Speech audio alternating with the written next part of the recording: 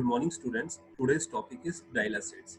हमने last lecture में आपको डायलिसिस के बारे में बताया था कि डायलिसिस जो है वो हमारी बॉडी से जब हमारी किडनी प्रॉपर वर्क नहीं करती तो हमें डायलिसिस की ज़रूरत पड़ती है, क्योंकि किडनी का काम है, फिल्ट्रेशन का काम है। किडनी हमारे जो बॉडी में जो ब्लड में वेस्ट प्रोडक्ट है, उन्हें नाइट्रोजन वेस्ट है उन्हें रिमूव करने का काम करती है। अब वो डायलिसिस कैसे काम करती है? Because they use डायलिसिट्स। डायलिसिट्स का यूज होता है to remove this waste product. तो डायलिसिट्स जो होते हैं, दी डायलिसिट्स और also known as dialysis fluid भी बोला जाता है, एंड डायलिसिस सॉल्यूशन भी बोला जाता है, और डायलिसिस बाथ भी बोला जाता है। This dialysates is a solution of pure water, electrolytes and salt such as bicarbonate and sodium. The purpose of this dialysate is to pull toxic from the blood into the dialysates, and this dialysate work on the process of diffusion. The composition of these dialysates is nearly same to that of plasma water.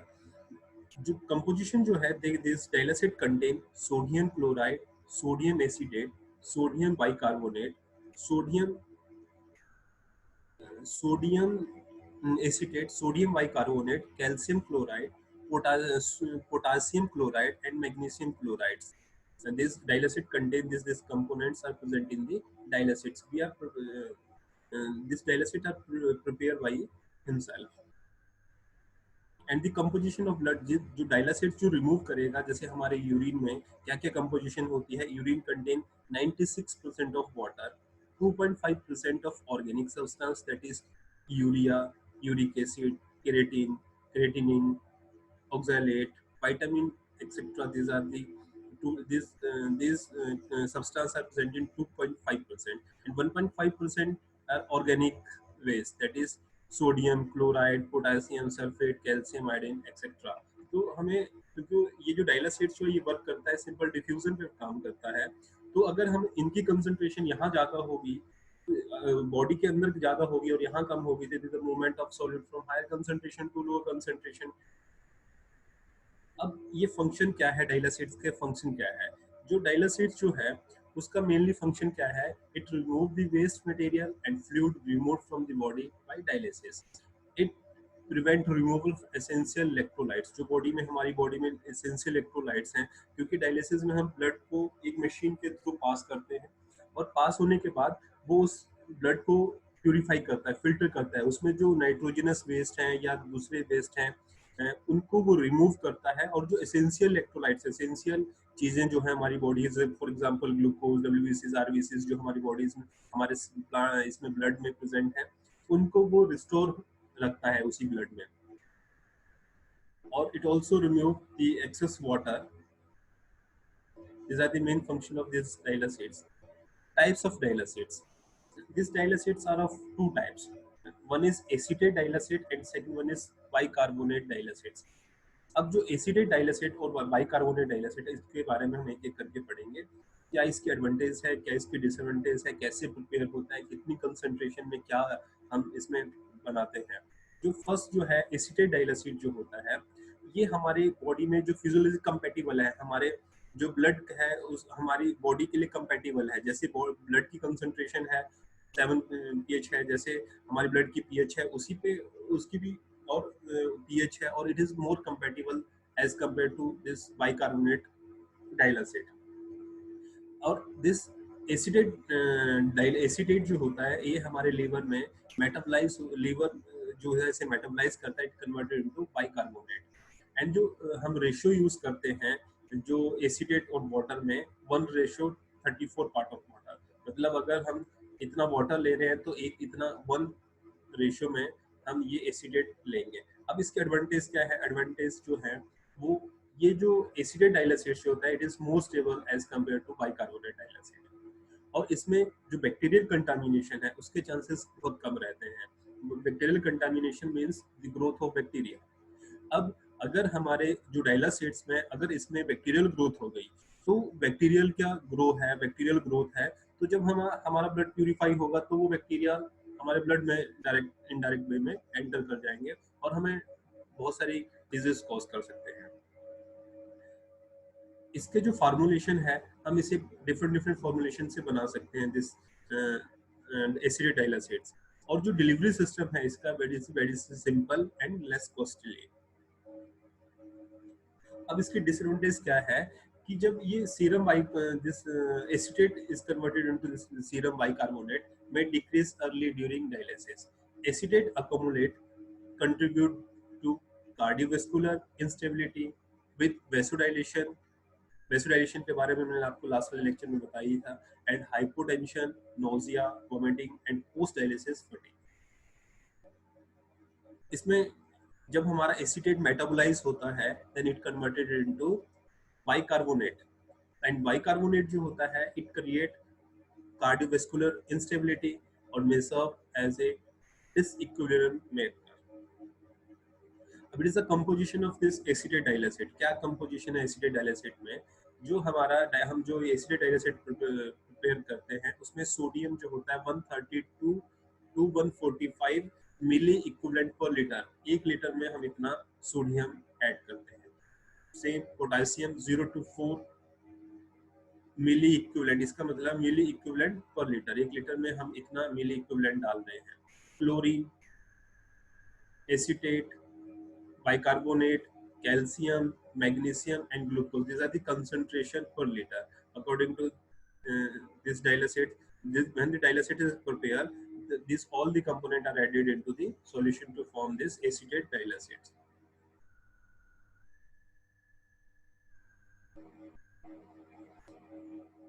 Next one is bicarbonate dialysate, because जो ये bicarbonate dialysate जो है, हमें जो हम डाइलासेट बनाते हैं, जब हम डाइलासेट की प्रिपरेशन करते हैं तो हमें पीएच का भी बहुत ध्यान रखना पड़ता है।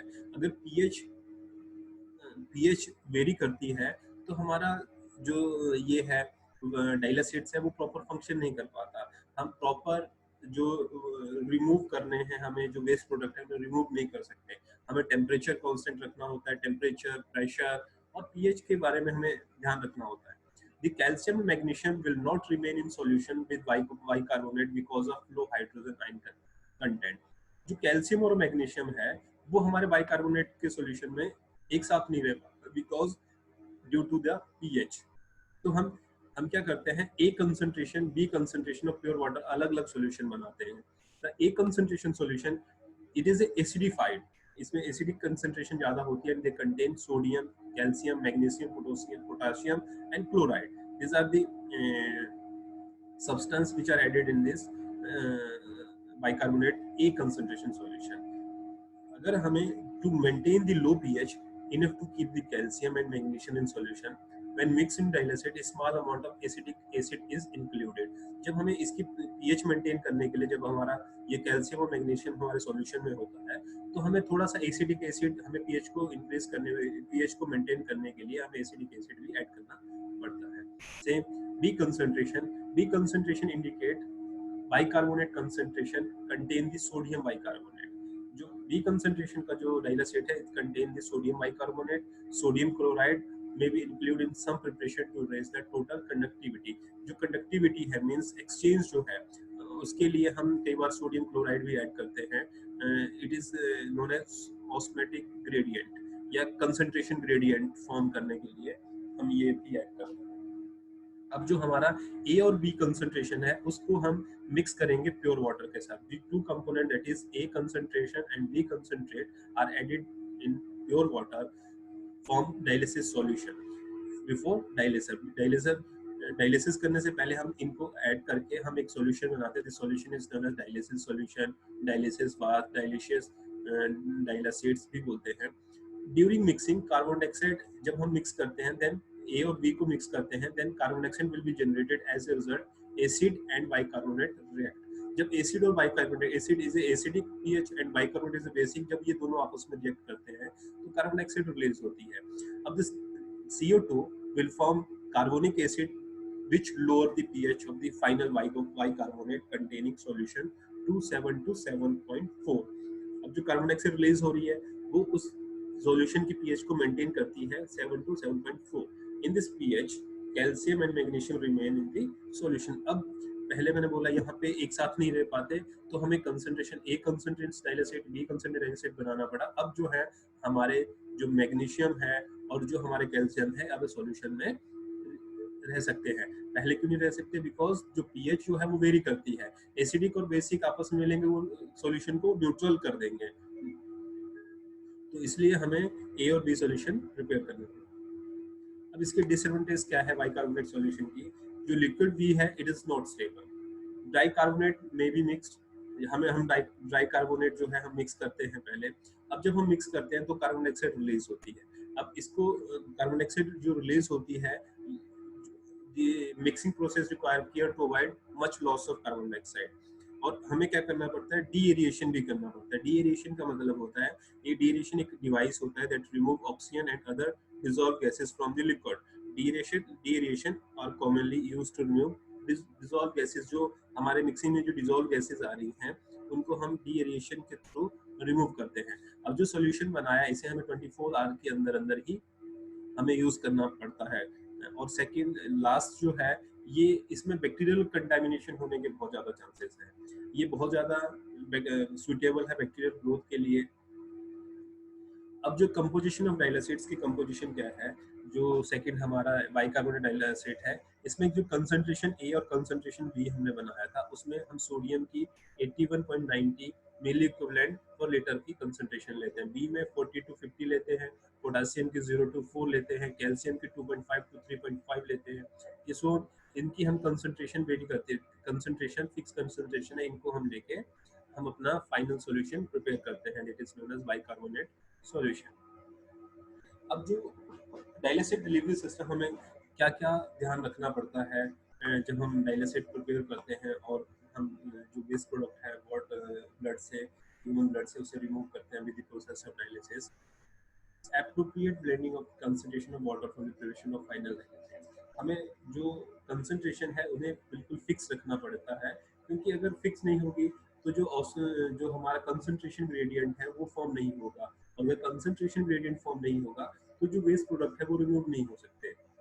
To monitor dialysate for temperature, composition and blood level, हमें मॉनिटर करना पड़ता है, बिकॉज जो डिफ्यूजन है it also affected by the temperature, composition, because the diffusion is a movement of movement of gases from higher concentration to lower concentration, या movement of solid from higher concentration to the lower concentration। अगर concentration gradient form नहीं हुआ, concentration gradient नहीं है, या अंदर less concentration of solute है और outside high concentration of solute है, तो मूवमेंट उल्टी हो जाएगी। हमारे डाइलेसेट से जो हमें जिनको हमें रिमूव करना है वो और ऐड हो जाएंगे हमारे ब्लड में।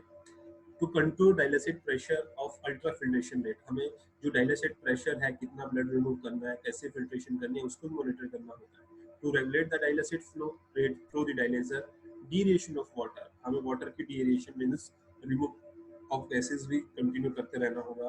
Provide protection, protective mechanism to isolate the blood circuit the patient from unsafe dialysis. हमें जो प्रोटेक्टिव मैकेनिज्म ये करना पड़ेगा, अगर ब्लड को हम बॉडी से बाहर रिमूव कर रहे हैं और हम डायलिसिस के लिए ब्लड को रिमूव कर रहे हैं, डायलिसिस से पास कर रहे हैं, तो ऐसा ना हो उसमें इन्फेक्शन हो जाए, ब्लड बाहर आए तो माइक्रोबियल ग्रोथ होने के चांसेस है, माइक्रोब्स ग्रो कर सकते हैं, तो वो जितना बहुत ज़्यादा अनसेफ हो जाएगा। System from disinfection and cleaning, हमें जो हमारे जो सिस्टम है उन्हें डिसइंफेक्शन और क्लीनिंग के बारे में मैंने आपको पहले ही लेक्चर में बता दिया। इसी के साथ आज का जो टॉपिक है डायलिसिस वो एंड होता है। Thank you.